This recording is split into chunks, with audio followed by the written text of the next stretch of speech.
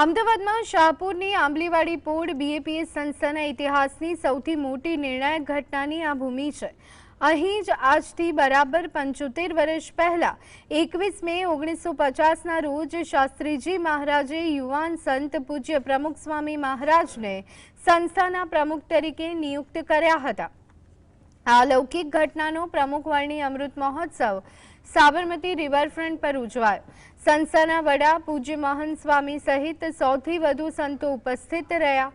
કેન્દ્રીય ગૃહમંત્રી અમિત શાહ, રાજ્યના મુખ્યમંત્રી ભૂપેન્દ્ર પટેલ, નાયબ મુખ્યમંત્રી હર્ષ સંઘવી સહિતના નેતાઓએ આ ઉજવણીમાં હાજરી આપી અને મહંત સ્વામીના આશીર્વાદ લીધા।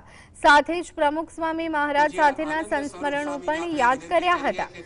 સાબરમતી નદીમાં ડેકોરેટિવ લાઇટિંગથી સુશોભિત 75 હોડીઓ વિશેષ આકર્ષણનું કેન્દ્ર રહી। આ 75 હોડીમાં શ્રીમદ ભાગવત, ભગવદ્ ગીતા, વચનામૃત, રામચરિતમાનસ, મહાભારત જેવા ગ્રંથોમાંથી 75 સૂત્રોના તૈયાર કરાયા છે, જે સંતોના ગુણ અને મહિમા દર્શાવે છે। આ મહોત્સવમાં અંદાજે 45,000થી વધુ હરિભક્તો ઉમટ્યા હતા।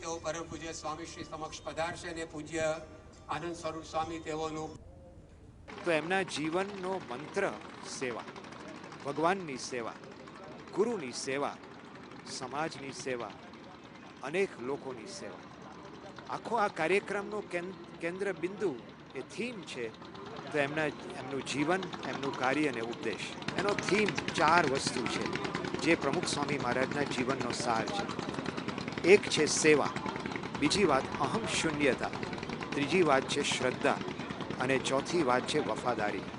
શિક્ષણ માટે, સમાજની અંદર અનેક પ્રકારના દૂષણો ઘટાડવા માટે હોય અને આ કાર્યક્રમની રચના બાબતમાં પણ મને જેટલી જાણકારી છે, સંતનું જીવન કેવું હોય અને સંત જોડેથી શું શીખવું એનો બહુ મોટો પાઠ આ કાર્યક્રમ બનવાનો છે। હું ફરી એકવાર બાપ સંસ્થાને અને પૂજનીય મહંત સ્વામીને હૃદયપૂર્વક મારો આભાર વ્યક્ત કરવા માંગુ છું કે એમને મને આ પુણ્ય કાર્યમાં સંમિલિત કર્યો અને અહીં આવેલા સૌ હરિભક્તોને મનપૂર્વક જય સ્વામિનારાયણ કરીને મારી વાણીને વિરામ આપું છું। વંદે માતરમ।